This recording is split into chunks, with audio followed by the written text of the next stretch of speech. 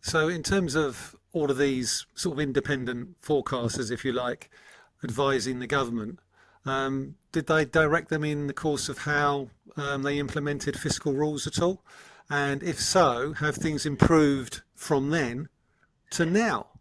Because you know where this is going, because you published a paper Yeah, yeah, yeah. pre-budget, UK fiscal rules, the need for stronger oversight.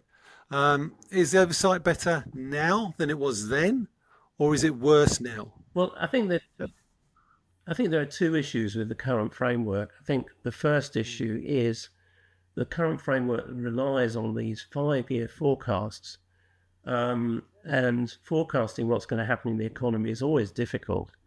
But to try and look 5 years ahead and assert anything with any confidence about what you think is going to be happening 5 years ahead is not really a sound basis for economic policy. If you are going to take action on something, you really need to take action in the short term, and therefore you need to be taking a much more shorter term view, not excessive short termism, but looking perhaps 2 to 3 years ahead. And that's what we tended to do on the Wise Men panel, was producing forecasts for that time period. I think there was only one occasion when I was on the Wise Men panel that we did try to take a medium-term view. But the other issue that I have with the OBR at the moment would be it's meant to be an independent check on the government's fiscal policy.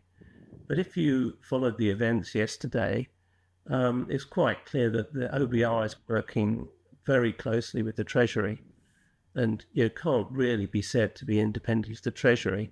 The way they've come up with this magical 9.9 billion head, headroom figure for the amount of margin that Rachel Reeves has got, which is exactly the same as the 9.9 billion she had before, looks very suspicious.